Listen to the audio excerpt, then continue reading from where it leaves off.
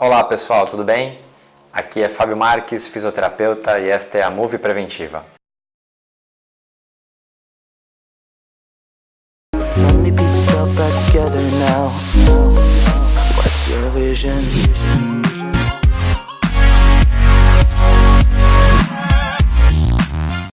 No vídeo de hoje eu vou apresentar para vocês algumas particularidades de uma região muito importante do nosso corpo, a coluna lombar.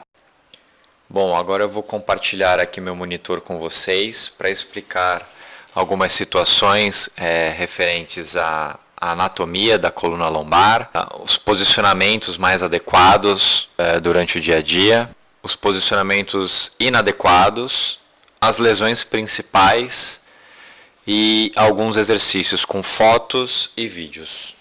Bom, a coluna lombar ela é formada por 5 vértebras. E essas vértebras elas devem estar devidamente alinhadas, empilhadas, uma em cima da outra. Ela apresenta um formato de lordose, diferente da região torácica, que é uma cifose. A lombar ela tem uma curvatura invertida em relação à torácica, então ela é uma lordose, assim como a cervical. Juntamente com a região sacral, ela é a base da coluna vertebral. E se ela não for bem cuidada, pode sofrer com os excessos de inadequações que proporcionamos a ela. Um dos principais motivos para o aparecimento de dores nessa região tem íntima relação com a sobrecarga, que pode ser advinda do sobrepeso ou de posturas e movimentos inadequados. Então essas duas situações elas têm uma relação muito importante com as dores que aparecem na coluna lombar e em outras regiões da coluna também. Como já foi dito, a região lombar ela possui 5 vértebras e entre elas existem os discos intervertebrais, que são como se fossem amortecedores da coluna. São estruturas ricas em água, são hiperidratados, então durante o dia nós proporcionamos uma carga axial, uma carga vinda de cima para baixo, a favor da ação da gravidade. Então com o passar do dia, esses discos intervertebrais eles vão perdendo líquido, vão perdendo a água, então eles vão desidratando.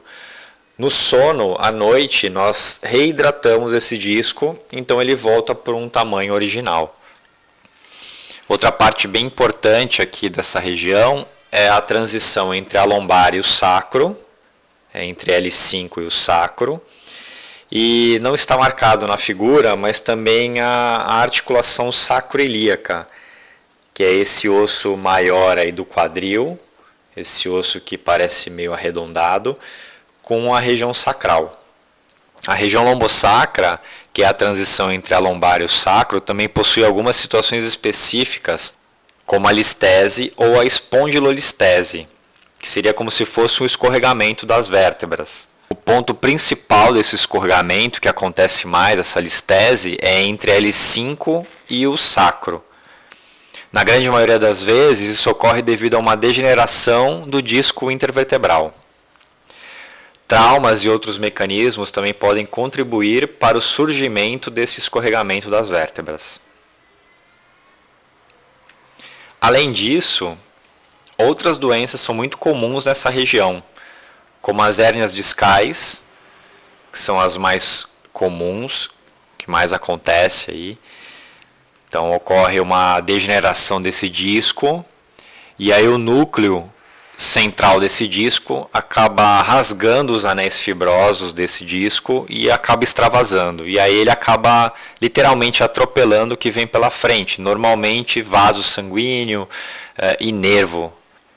Outra situação bem comum é o desgaste da cartilagem, ou seja, a artrose. Começa uma degeneração cartilaginosa e aí essas peças ósseas elas vão se aproximando, vão ficando cada vez mais próximas e em casos mais avançados as peças ósseas elas podem se fundir.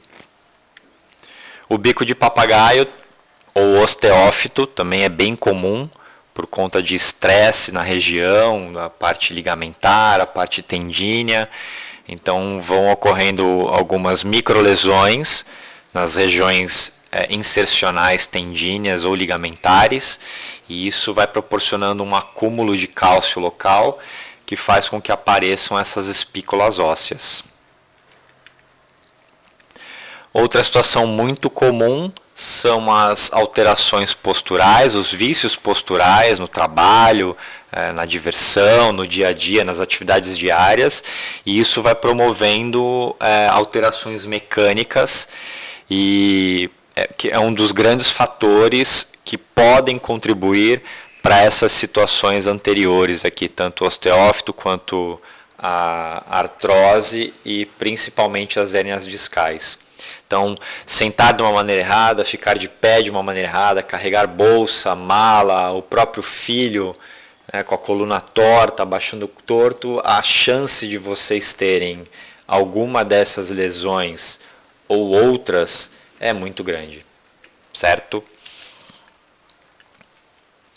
Algumas correções elas podem ser feitas no dia a dia para que essa chance de lesões minimizem. Então vocês podem observar na figurinha, diferente daquela primeira, como deve se sentar à frente do computador, como é que a gente deve abaixar para pegar um peso. Então é bem diferente lá daquela figurinha do início, né? As pessoas abaixando de maneira errada, sentadas à frente do computador de maneira errada. Então algumas adaptações elas podem ser feitas no dia a dia. A pessoa está dirigindo, quando a pessoa está à frente do computador, ou está sentada no sofá assistindo alguma coisa na televisão, vai abaixar para pegar algum peso, ou mesmo alguma coisa que não seja muito pesada. Então, situações específicas ao longo do dia a dia podem ser feitas para que minimizem as chances de ter alguma situação mais específica aí na coluna. De pé também é importante equilibrar o peso.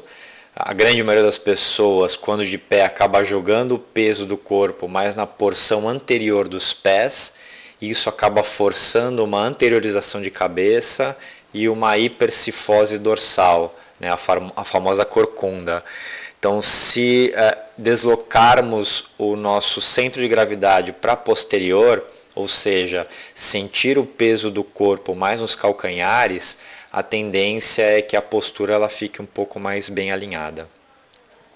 Algumas situações elas podem prevenir e tratar os quadros de dores. Então, alguns exercícios são fundamentais.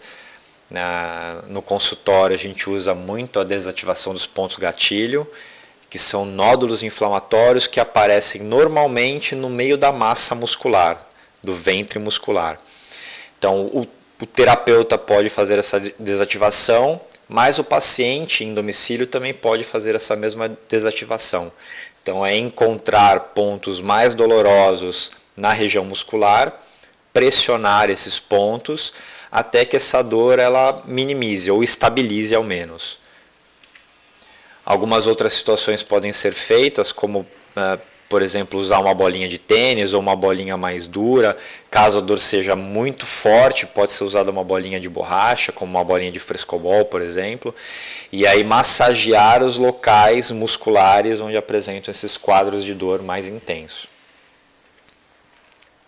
E os famosos alongamentos. Os alongamentos vão fazer com que as fibras musculares se alonguem, se estiquem, fazendo com que a amplitude de movimento da articulação seja maior.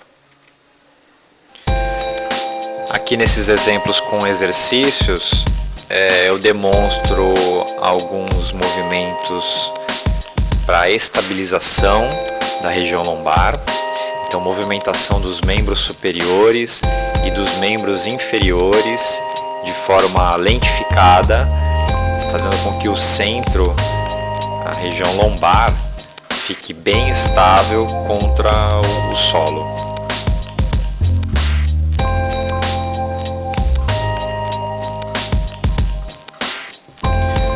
Outro exemplo bem utilizado nos casos de lombalgia são as mobilizações da coluna. Então, as mobilizações das articulações da coluna, tanto da região lombar, região dorsal, quadril, pescoço. As automassagens com rolo miofacial também são bem interessantes. E aqui um outro exemplo de estabilização. Também um membro de cada vez, procurando manter sempre o bom alinhamento da coluna, da região lombar, região torácica, da cervical, mantendo sempre o bom alinhamento entre o quadril e os ombros, a cintura pélvica e a cintura escapular, para promover um fortalecimento da musculatura da região abdominal. E para finalizar, mais um exercício de fortalecimento dos músculos que envolvem a lombar, os paravertebrais. Então, exercícios que promovem esse ganho de resistência da musculatura que envolve a coluna.